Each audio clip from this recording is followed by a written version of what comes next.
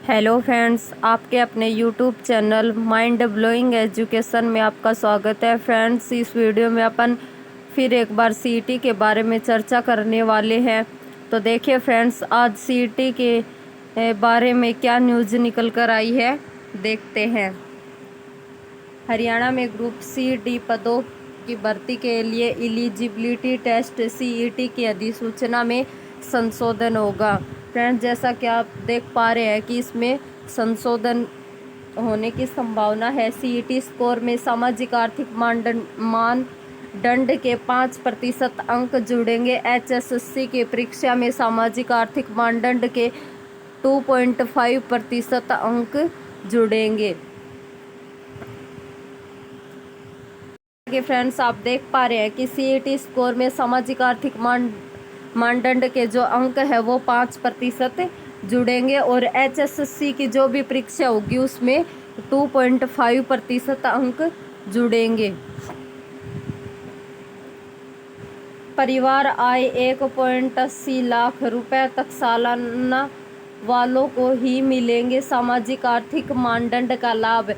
जिनकी इनकम 1.80 लाख रुपए है सालाना, उनको ही ये सामाजिक आर्थिक मानदंड के नंबर जो है दिए जाएंगे। आगे सीईटी और एचएसएससी की परीक्षाओं में जनरल को न्यूनतम 50 और चलो फ्रेंड इसको फ्लाइट मोड पर डाल देते हैं। तो चलिए फ्रेंड, आगे क्या दे रखा है कि सीईटी एवं एचएसएससी की परीक्षाओं के लिए जनरल को न्यूनतम 50 और आरक्षित को 40 अंक लेने अनिवार्य होंगे।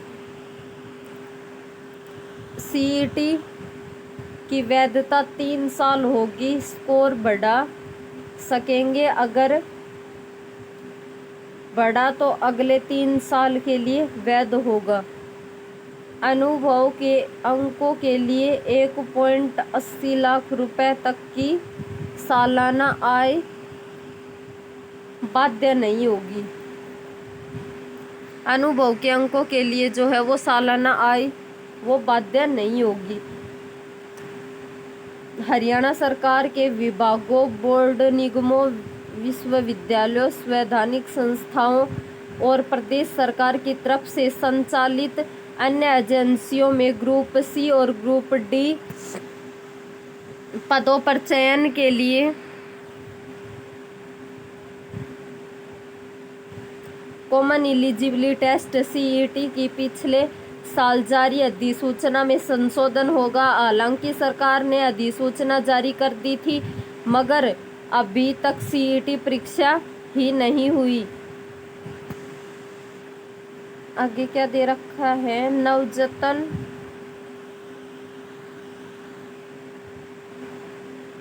कोई भर्ती भी नहीं हो पाई। सीईटी पिछले साल अधिसूचित करने से हरियाणा कर्मचारी चयन आयोग एचएसएससी ने शिक्षकों समेत विज्ञापित लगभग 9,000 पद वापस ले लिए हैं। अब संशोधित अधिसूचना के बाद भर्ती प्रक्रिया शुरू हो पाएगी।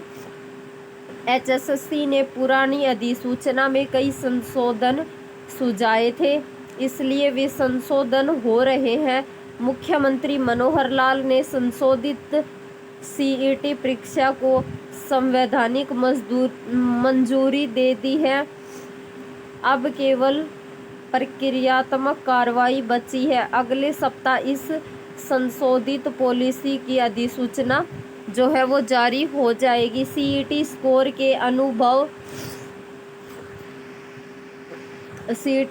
के अनुसार भर्तियों के लिए इच्छा जताई जाएगी। सीईटी स्कोर के अनुसार हरियाणा कर्मचारी चयन आयोग सीईटी से पहले विज्ञापित पदों के लिए उम्मीदवारों से इच्छा पूछेगा। इसके लिए अगर पदों की संख्या 30 से कम है तो सीईटी स्कोर के उम्मीदवारों में से 5 गुना ही इच्छा जता सकेंगे। अगर पदों की संख्या 30 से 40 के बीच है तो 150 ही इच्छा जता सकेंगे। अगर पदों की संख्या 40 से ज़्यादा है तो 4 गुना इच्छा जता सकेंगे। इसके लिए आयोग कट ऑफ मार्क्स भी बताएगा। अगर ज़्यादा उम्मीदवारों ने इच्छा जता दी तो इस संख्या के बाद वालों को स्कोर कर दिया जाएगा। नहीं, इच्छा जता दी तो इस संख्या के बाद वालों को जो है इग्नोर कर दिया जाएगा, ये बोला गया है। आगे, अगर यह संख्या पूरी नहीं होगी तो आयोग अन्य उम्मीदवारों को इच्छा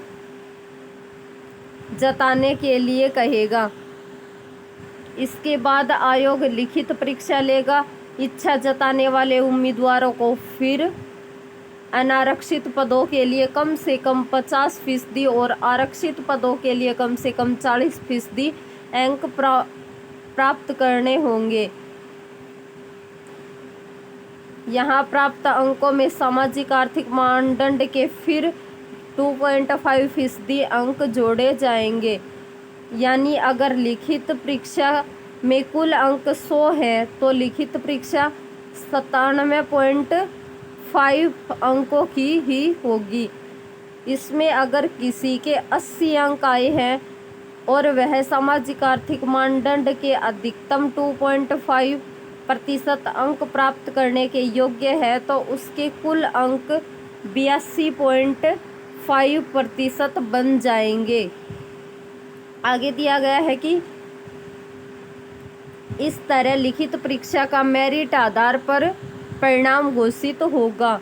अगर किसी के 50 या 40% अंक प्राप्त नहीं होते हैं तो जितने पद रिक्त रह जाएंगे उन्हें दोबारा से विज्ञापित किया जाएगा। सामाजिक आर्थिक मानदंड के लिए ये है शर्तें। परिवार के उद्देश्य के लिए परिभाषित है। परिवार के उद्देश्य के लिए परिभाषा है। पुरुष उम्मीदवार स्वयं पिता, माता, पत्नी, अविवाहित भाई और पुत्र। अविवाहित महिला उम्मीदवार स्वयं पिता, माता, अविवाहित भाई। विवाहित महिला उम्मीदवार स्वयं पिता, ससुर, सास, अविवाहित देवर या जेठ और पुत्र। तलाकशुदा महिला उम्मीदवार स्वयं पिता, माता, अविवाहित भाई और पुत्र।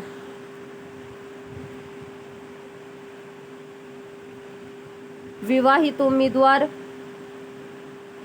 जो अपने माता पिता के साथ रह रहे हैं, स्वयं पिता, माता, अविवाहित भाई। विधवा उम्मीदवार जो अपने ससुराल में रह रही है, स्वयं ससुर, सास, अविवाहित देवर, जेठ और पुत्र। विवाह उम्मीदवार जो अकेली रह रही है, स्वयं और पुत्र। अगर आवेदक हरियाणा निवासी विधवा है या पहला या दूसरा बच्चा है और पिता की मौत 42 साल की उम्र पूरी करने से पहले हो गई है, या पहला या दूसरा बच्चा है और पिता की मौत बच्चे को 15 साल उम्र पूरी करने से पहले ही हो गई है, तो 5% अंक CET के लिए सामाजिक आर्थिक मानदंड के मिलेंगे। तो फिर जैसा कि आप देख पा रहे हैं कि इसमें साफ तौर पर ये बताया गया है कि किस किस कैंडिडेट के लिए क्या क्या कंडीशंस है जिसमें जो है सामाजिक आर्थिक मानदंड के अंक दिए जाएंगे। तो फ्रेंड्स इसको एक बार दोबारा से ज़रूर पढ़ लें। फ्रेंड्स ग्रुप C के लिए 10+2 और ग्रुप D के लिए 10वीं या कम योग्यता जरूरी। ग्रुप C पदों के लिए 10+2 न्यूनतम शैक्षणिक योग्यता होगी, जबकि ग्रुप D पदों के लिए 10वीं या ग्रुप D एक्ट में निर्धारित न्यूनतम योग्यता जरूर होगी। 10वीं या उच्च कक्षाओं में एक विषय हिंदी या संस्कृत का होना आवश्यक है। जो उम्मीदवार सीईटी के लिए ग्रुप सी या डी पदों के लिए न्यूनतम शैक्षणिक योग्यता के पेपर में उसी साल बैठ रहा है तो वह भी सीईटी में बैठ सकेगा। उदाहरण के लिए अगर जिस साल में सीईटी हो रहा है ग्रुप डी के लिए न्यूनतम योग्यता 10वीं पास है और कोई उम्मीदवार उसी साल 10वीं परीक्षा देने वाला है तो वह भी सीईटी में बैठ सकेगा। सीईटी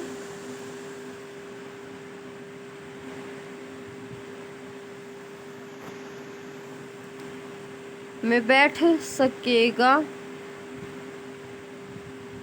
सीईटी हर साल होना या जैसा सरकार समय समय पर तय करेगी। सामाजिक आर्थिक मानदंड के अंक उन उम्मीदवारों को मिलेंगे जिनकी पारिवारिक आय 1.80 लाख रुपए तक सालाना है। अगर अनुभव के अंकों के लिए यह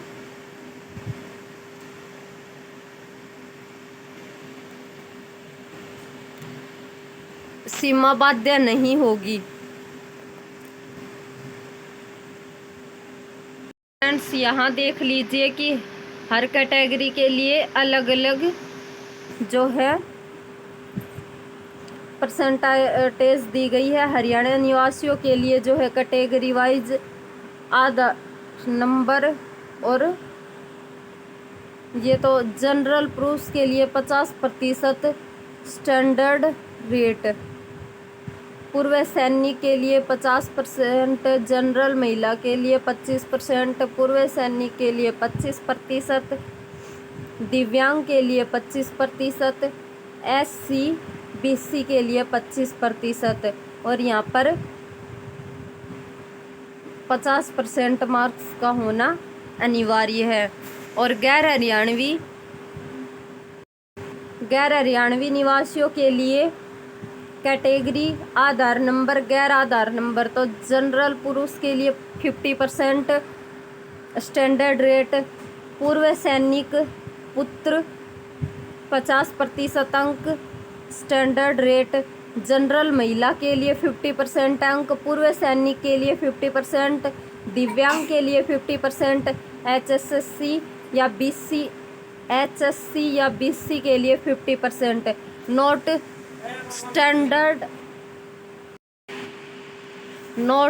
स्टैंडर्ड रेट फिलहाल 1000 रुपये है, बाद में सरकार इसे तय कर सकती है।